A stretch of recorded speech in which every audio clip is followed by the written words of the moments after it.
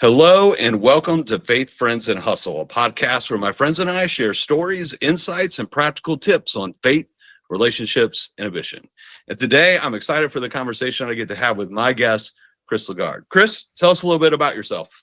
Hey, Zach. Thanks so much for asking me to be on here. It's always fun to get to share a little bit of your soul and your heart with other folks. And, as we were praying before this started, you just don't know who's going to hear it and who's going to be inspired by it. So yeah, here's a little bit of myself, a little bit of background. I'm from the Philadelphia area, been married almost 23 years, have 4 kids who at the moment range from 19 down to 9.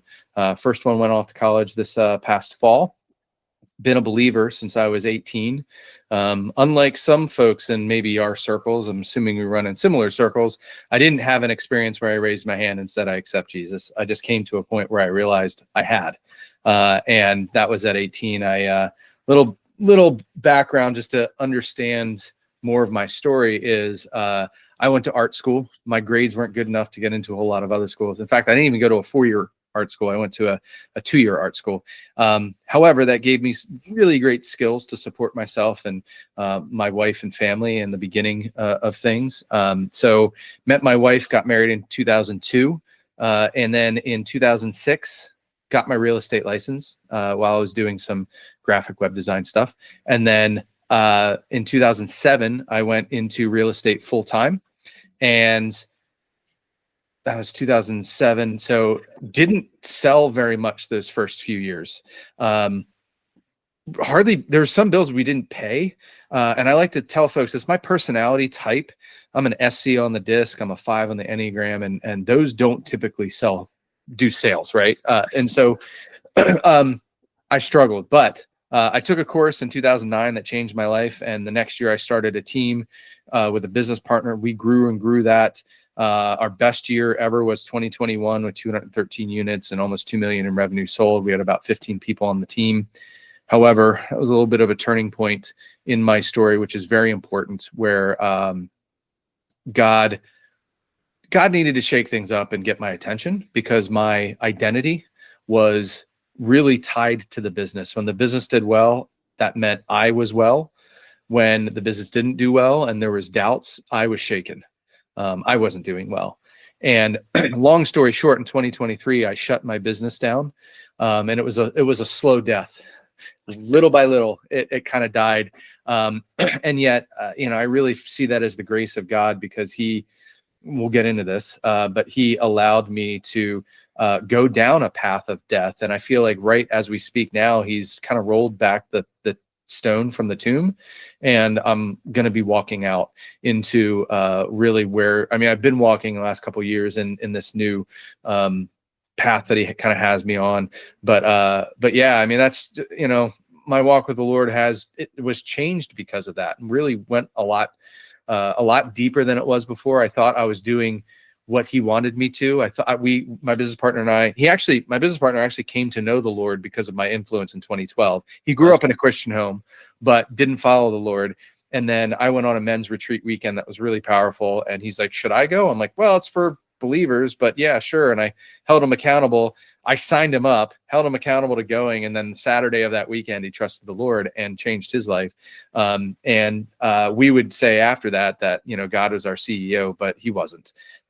We were doing things for God, not with God. Again, something we'll talk more about. But so yeah, man, I'm really, really passionate about the Lord, and really changing the way that I look at my faith and practice my faith. And real estate has been really important. I still do that. I'm a full-time coach and trainer, but I think that's me in a nutshell. That's awesome. Yeah, thank you for sharing that. You and I met through coaching at Keller Williams. So, and being with MAPS Coaching and through there is kind of where you and I met. And I shouldn't say more importantly, that probably is not the right statement. However, when I seen an MXPX shirt come walking through a conference, I'm all in, right? That's and right. Anyone knows my background, forgot about that, man. Then, and I'm like, I got to know this guy. And that's that.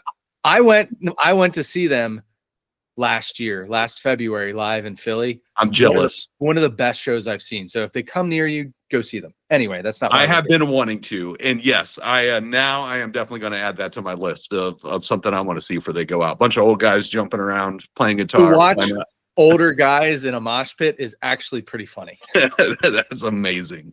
Amazing. Well, today we're diving into a topic that a lot of the clients I coach, the people around in my circles, including myself and Christian entrepreneurs, grapple with a lot. And the question becomes balance, right? Where do we strive?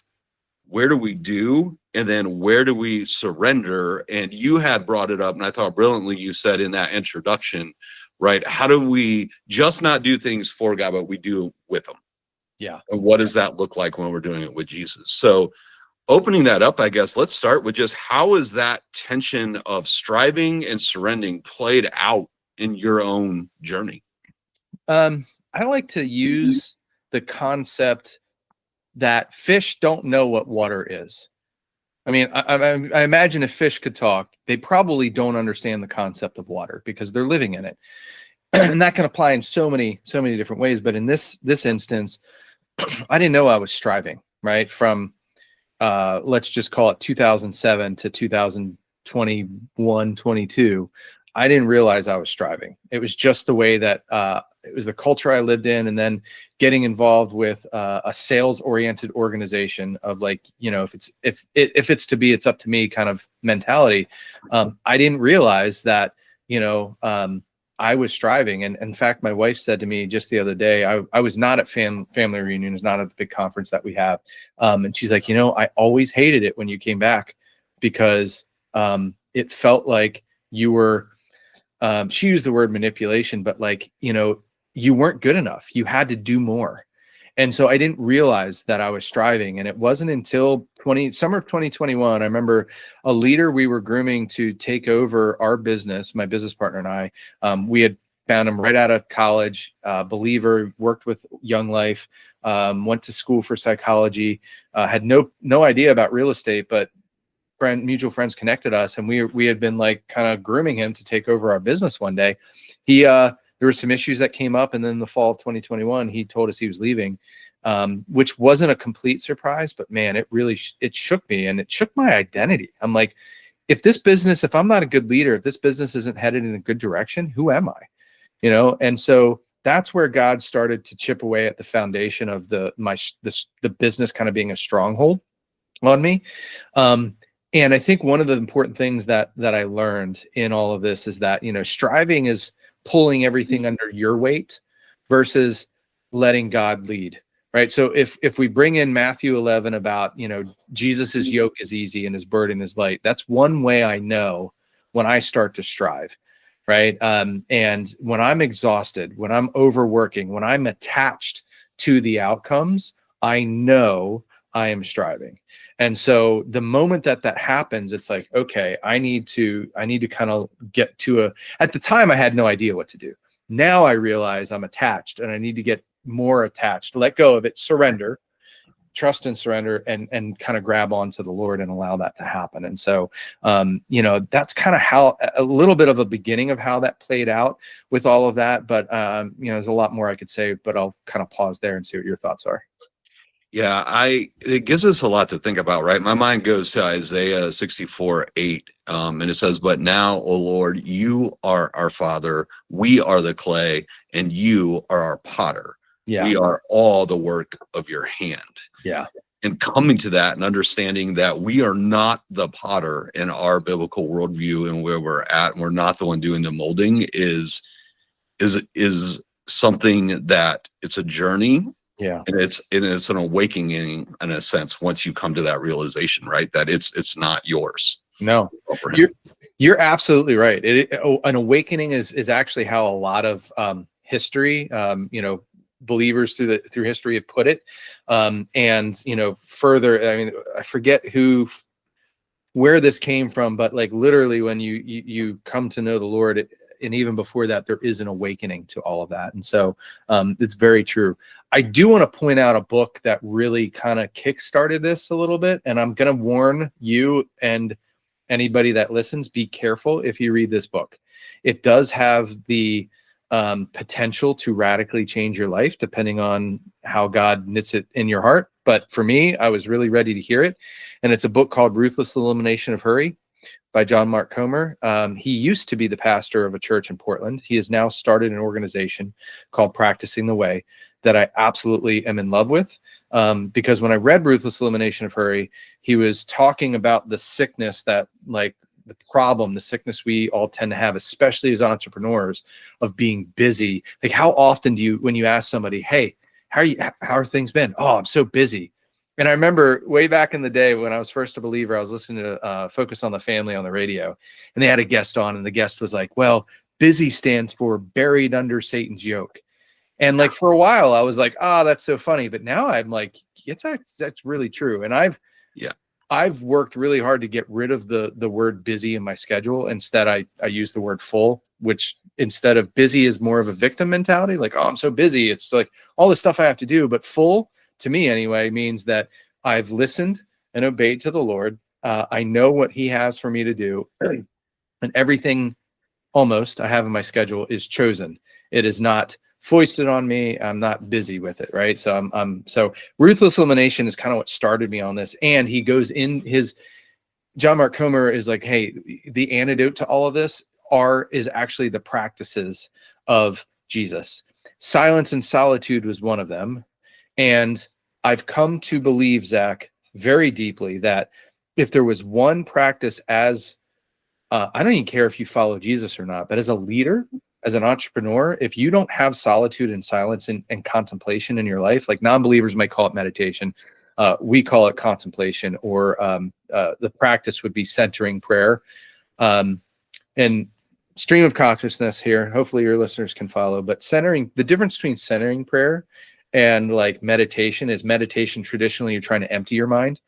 But centering prayer and Christian version of meditation is we're actually trying to fill our minds with the Lord, right? And focus on him exclusively. And I was actually on a guided silent retreat. It was the second year I did it, second year they did it as well, this past weekend. And we read a book it's hardly a book. It's like 60 pages, and the pages are only like half filled, big type. So it's kind of like a pamphlet. But anyways, by an amazing guy named Henry Nouwen, HenryNouwen, Henry Nouwen. If you've not read him, I don't care what book you pick up from him, but pick it up. But we read Out of Solitude. And in there, he said this, and I think is really important as far as the striving versus surrendering. In solitude, we become aware that our worth is not the same as our usefulness. So I'll say that again. In solitude, we become aware that our worth is not the same as our usefulness. So for me, when I started to practice silence and solitude, I was able to let my mind settle, kind of like if you had a jar, right? And it was a glass jar you could see through, and you shook it up and there was like mud and dirt and whatever. Eventually, maybe 24 hours later, 2 days later, it would be completely clear and all the settlement would have settled. Solitude and silence does that for our minds and our soul and our heart. And so as I started to practice that, I was able to detach from the results and see that my worth came from him, not from my usefulness or my job. So yeah, it's something that's so important in the business world. Jordan Rayner, and just so everyone is listening, we'll link all these into the comments, so you'll be able to pull them up too if you want to see these books or resources that are mentioned today. But Jordan Rayner talked about that in Redeeming Your Time too. Yes, right. Reading through it, right? Reading through it. For some reason, it struck me just how often pointed out that Jesus, before large events, before his sermons, before any major decisions, just went away. Right. Yes. Just went away and had that solitude, had that time of prayer and reflection. And it's something every leader needs built into their schedule. And if they don't, they're probably leading themselves. Yeah. It's actually one of his quotes in that book as well was like, if you don't, like Jesus, when he went to the lonely place, he was able to create that quiet center. And if we don't have a quiet center, if we don't operate from a quiet center, the quote is, a life without a quiet center easily becomes destructive. That was me. I did not have a quiet center, and it was absolutely the havoc and the harm I caused my marriage by operating that way, like, I don't know how long it's going to, I mean, we're good. We're not, headed towards divorce or anything. Like, we're in a solid place, but there are some deep wounds that I've got to work on, between my wife and I. And, I don't know if we consciously did this, but the D word was never a word we thought of in our marriage. And I'll tell you, man, there was a point where, I was trying to control my world. My wife went away. And this seems so silly, but holy cow, I reorganized our pantry, which is kind of her space. Dude, I swear to you, I never thought that we would get divorced except for that point. I was like, are we going to get divorced? And it seems so silly, but it was just the tip of the iceberg of all the real issues that my lack of a quiet place and holding on to my business as my God caused. Yeah. You have to deny yourself. Yeah. Deny yourself, right? And follow and go through. And as you mentioned too, any one of those scenarios, and it's good to like laugh, reflect, and think on those things. But we see that a lot, right? In partnerships, marriages, all of that is because all of this stuff is underlying of when we're separated from the Lord. Yeah. And the minute we're separating the Lord and operating, every little situation can be a big situation. Doesn't take much. No.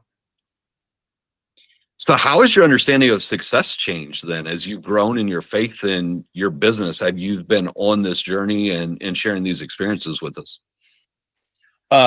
It's very simple. Success to me is listening and obeying.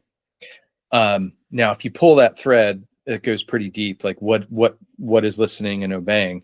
But it does involve, solitude, silence, practices that allow me to separate from the world, fasting, generosity, community, that allow me to separate from the world. But man, if I am so to be completely transparent, I mean, since I closed my real estate business down financially, like our world, God's provided our daily bread. I'll put it that way. It's not like I'm getting rich, or I don't even care about that anymore. All I want is my daily bread. And I forget where in the Psalms it says this, but Lord, give me enough so that, don't give me too little, don't give me too much. Right. I ask him for my daily bread. So listening and obeying him, faithfulness, not results. Right. So, I'm really just attached to making sure that I am doing things with him, but not for him, not outpacing him. With that too, it comes up to mind, and this was something you and I didn't discuss, but it does come to mind when it comes to that, because solitude is absolutely important in that time with the Lord. I also think mentors and sound advice, and as in Proverbs talks about counsel and seeking that wisdom and things like that. Yeah. So how do you balance those two? How do those two play out, of having solitude, the time with God, and figuring out who has a seat at the table that can also speak into your life and those mentors? Well, let me define solitude first, because I think we think of solitude as like maybe being alone and maybe having a book or listening to a podcast. But I mean, when you go back to the Desert Fathers and in the history of our faith, real silence and solitude, actually Catholics have been really good at carrying on some of the Desert Father traditions and practices like this. But I mean, Thomas Keating, I think, is a Catholic, and whatever. But silence is being free of external inputs.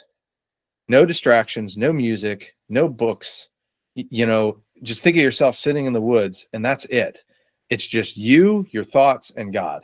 And if somebody thinks that's boring or easy, go do it for 2 hours and tell me how hard that is.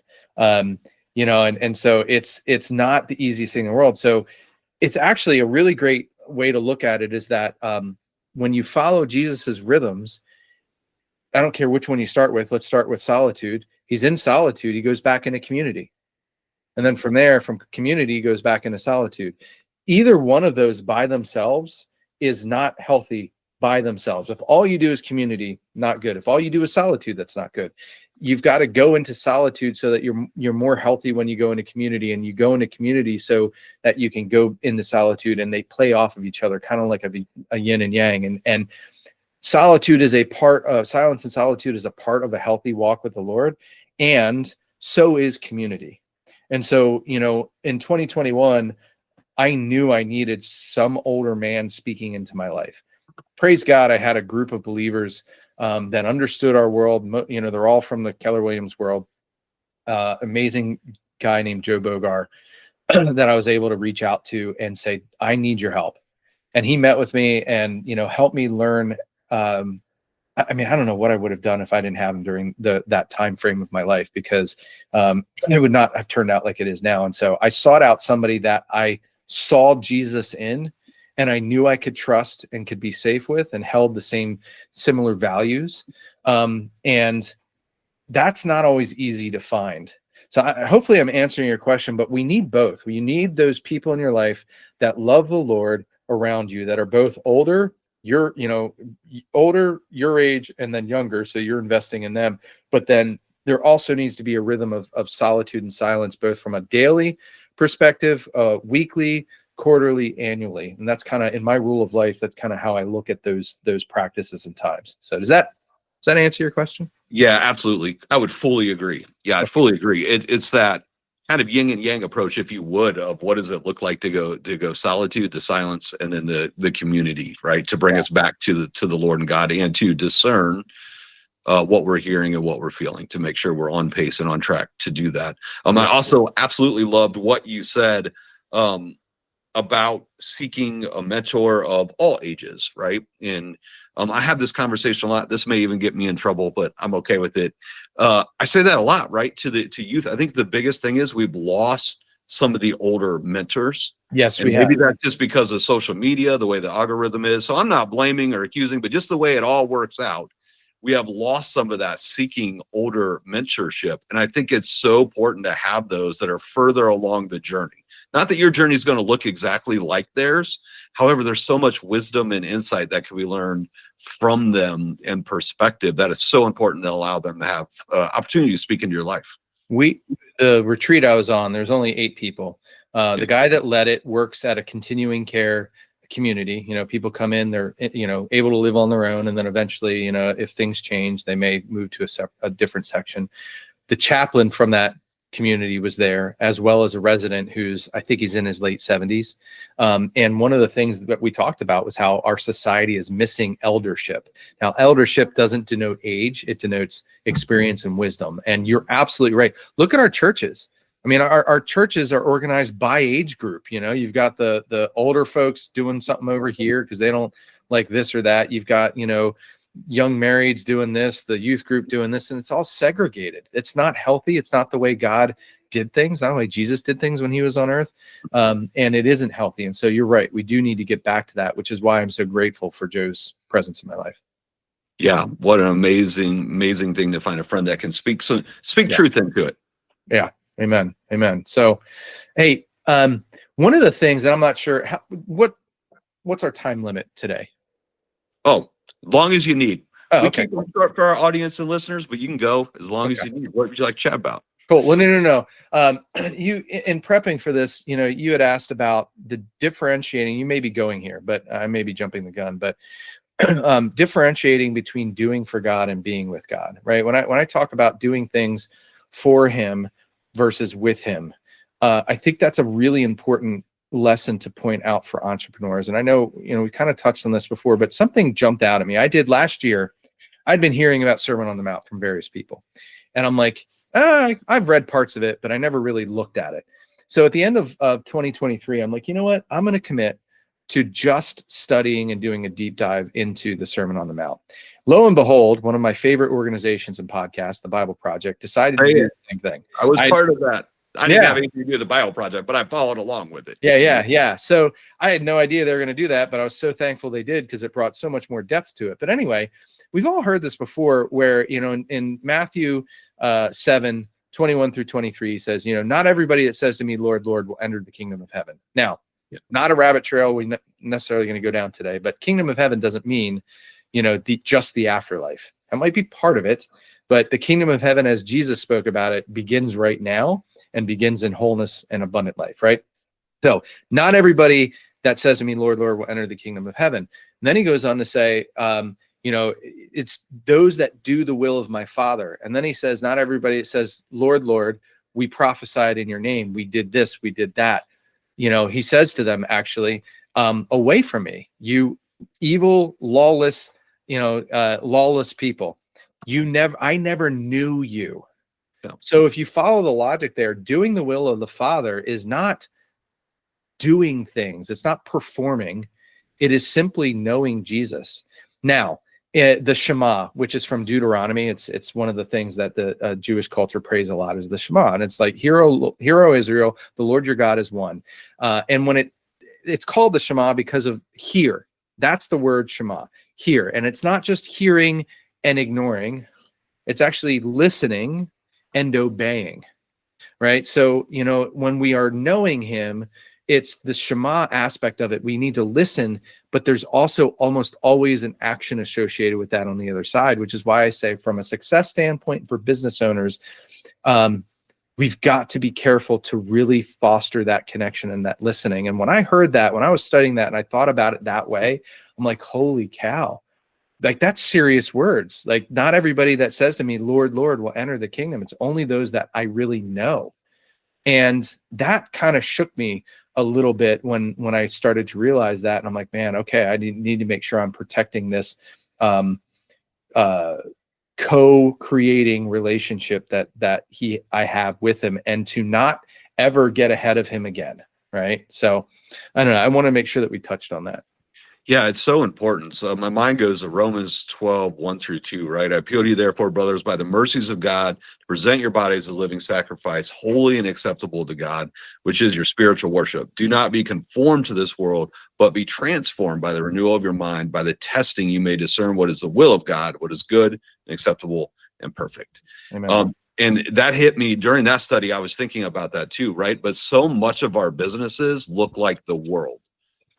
And in my mind, the simplest way I can put it is that's a problem, right? If we look like the world, sound like the world, not presented as a sacrifice to God in the work that we're doing, we're now just doing it for the works and not for the good of God and what the will of God is, which is acceptable in there. So we're actually looking to be transformed. We should be different, set apart, and it should look a lot different when I come in contact with Zach after following Christ and being a disciple than before. Yeah. It's to really know, it talks about working out our salvation, which again comes back to that. There's a great book called Eternity is Now in Session by John Ortberg. And he makes a very good case for this idea of eternity as both now and not yet. And when Jesus says, or when Paul says, work out your salvation with fear and trembling, that's what he's talking about, is this now kingdom of heaven salvation that, like, I fully believe, like, as we are sanctified, that process of becoming more like Jesus, as we practice and live our faith, we are healed more and more, and our salvation becomes more and more part of who we are, which is how I look at that verse is like, what does work it out mean? Well, it means we're living like Jesus. We're living in the rhythms and the lifestyle that Jesus had. And so that's going to be a really important part of asking yourself, hey, are you doing things for Him, or or are you knowing Him? And again, I go back to the attachment aspect of it. If you are very attached to the outcomes of your business, that is a sign that you're doing something for Him and not just with Him. He asks us to trust and surrender to Him. And just like in my case, I'm sure not in everybody's cases, but in some cases, He's going to ask you to let something go, let something die, in order for a resurrection and new life to happen, which is what He asked me. And I will also tell you another book. As an Enneagram 5, I read a lot of books and listen to a lot of podcasts. Another book besides Ruthless Elimination of Hurry that dramatically changed the direction of my spirituality in my life is a book called Desiring God's Will by David Benner. He's a Christian spiritual director and psychologist. And one of the pieces of that book is he talks about the difference between willingness and willfulness, right? And willfulness, if you're able to watch this video at some point, willfulness is this: if it's to be, it's up to me. I'm holding on to it with everything I have. But willingness is that surrender to open my hands and say, God, this business is yours. Whether it succeeds in the world's eyes or not, right? I'm gonna open my hands and let you have it, and trust that you're gonna direct me in the way that is best for your kingdom. And so that book goes in a lot more depth around those concepts, but it definitely messed with my mind and was part of learning to trust and surrender him and complete. It's like, look, when you look at the way the process and the how my business died, my sales business, I should say, some people would look at that and say, oh, you're a bad steward of what you're given. And I'm like, that's where I go back to that definition of success. Well, what's your definition of success? Is it to make a boatload of money and like be financially independent? Or is it to trust and obey the Lord? And guess what? You know, God asked Abraham to walk up a mountain with his son Isaac and sacrifice him. You know, now Abraham had faith that somehow he would bring his son back to life. But, you know, it may take that sacrifice sometimes to know he's a jealous God, man. He loves us and he just wants us. He doesn't need our works. And he sometimes at some point will likely, if we're serious about our faith, will call us out and kind of test us to see if we're real serious about loving and walking with him. Yeah, being growth minded and growth is so glamorized Oh yeah. and just put up on a pedestal. Yeah. And very, very little influencers or even books for that matter actually talk about the difficulty. Yeah. And it usually is letting go, could be a traumatic event, something God uses to rebuild you Yeah. in the likeness of himself. Yeah. And that is not easy. That's a hard journey. No, and in our you know, some of the stuff we were talking about before we started recording, I mean, you had asked about, you know, the idea of good stewardship versus surrender. Yep. And it's the thing I thought of right away when I heard that was like, the assumption in the question is that they're opposed, right? And I think that a better way of looking at it is to understand that being a good steward means to surrender those resources to the Lord, right? And that, you know, the misconception is like, okay, well, if you're a good steward, you will have quote unquote financial success and security. You will multiply, right? It's it's the trap of the talents, right? And we automatically go to the thought of like, well, if I've got $1, I've got to make it 2, or I've got to make it 10. And it's like, well, look, you know, when I look at biblical stewardship, we're talking about radical generosity and giving things away, letting things go. Don't let those things own you, right? And trusting in him, and, you know, every day wondering like, hey, all right, if I'm being a good steward, that means I am listening and obeying. I am putting things in his hands. And if he asks me to let them go or give them away, okay, then that's good stewardship, right? Yeah, I love that reframe, and that's it, right? That's what to focus on. And thing, I think when you and I were talking, kind of what I was doing is you run into with a lot of Christian entrepreneurs too, though, that on the resources, whatever that is, in this case, financial or even money, is that could be a real something that holds them back, a real anchor. Oh yeah. And some of that I think is because they're either considering it to be their master, like you said, they haven't let go of it and realized it's the Lord's, he can do with it what it is, and they haven't realized a good steward of that could be giving it all away. Yes. Right? And there's countless cases of that, even biblically, where you can look where these chosen instruments that God had in the Bible were given resources and were good stewards of it, accumulated a lot, but they gave it all away. It was for a purpose outside of just spending, right? Or Yeah. Well, and Zach, think about it. Stewardship requires surrender. Yes. Right. So again, it's not like solitude and community are opposed. They actually work in tandem, and stewardship requires surrender. So again, it's that almost like yin and yang thing. And another thing that really hit me when I was studying through the Sermon on the Mount was in Matthew 6, where he says, you can't serve two masters. You either love the one or hate the other, or, you know, despise the one and be devoted to the other. You cannot serve both God and mammon is the original intent, not money, but mammon, which is a little different.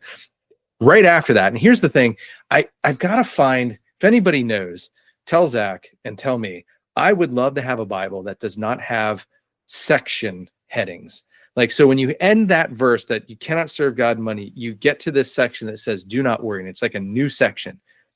Get rid of that, because what it says, you cannot serve God and money. Therefore, I tell you, do not worry about your life. So when I heard that and I was studying through it, I'm like, wait a minute. Worry is probably a sign that I'm loving money more than God. If I'm worried and anxious, concern is a little different. Like, let's put concern in the healthy bucket, but worry and anxiety tells me that, at least in the case of financial stuff, I'm probably serving money more than I'm serving God. So that was something else that really popped out to me when I was looking at the Sermon on the Mount. Hopefully that's helpful to you and your listeners, but especially well said. So if someone's just tuning in, what would you want them to walk away with? Oh man, I appreciate that question. And I was like, holy cow, that's a lot of pressure. However, call it the Spirit, call it whatever, but I was reminded of a quote from John Mark Comer in Ruthless Elimination of Hurry. And he says this, and pay attention, please, stop doing whatever you're doing. And if you're an entrepreneur, a business leader, stop. He says, if someone genuinely does not have time for spiritual practices, and he says this, he's like, and I gently say this, right? Then I suggest they are simply too busy to follow Jesus. Which is like, in our world, there's this concept of the one thing. And if you could only do one thing, what are you going to do? And as followers of Jesus, it's to follow Jesus. And when you think about where you spend your time and how busy you are, if you're like, I don't have time for silence, I don't have time for solitude, I don't have time to fast, I don't have time to go to church, or, okay, sorry, I'm going to rewind that for a second. I've been on a journey where I'm like, I don't call it church anymore. I call it a service if it's a Sunday service. But I don't have time for a service. I don't have time to meet with my community, whatever it is. If you don't have time to follow Jesus, then you may be too busy. And that's not a good thing. So if there's only one thing you hear, listen, if you're too busy, you're probably too busy. So you got to find a way to let go and simplify your life, which is another spiritual discipline, simplicity. But silence, solitude, those things as a leader, start practicing them and make sure that you find a way to put them in your life. Rest, observing the Sabbath and saying, you know what, one day a week, especially in real estate, this is very difficult. One day a week, I'm not going to work. The world doesn't need me. It's going to keep going on without me. God doesn't need me. I'm going to rest. God rested on the seventh day, and we should too. So if there was one thing, then it's like, hey, are you willing to reorder your life to truly follow him, to let go of the busyness and your identity being attached to what you do and really follow him, which includes surrender? Well said, brother. Great having this conversation with you. I appreciate you. If you want to get a hold of Chris and listening to this again, everything will be in the show notes. So we'll have that. We'll put in some of those resources so you can reach out. Chris, you study Enneagram. Yeah. Correct? You're into that. Yeah. So you also can follow along with him. Offers coaching around that, I would imagine. Yes. So all the things you can get a hold of him, we'll have that in there. We can further this conversation. Till the next time, everyone take care.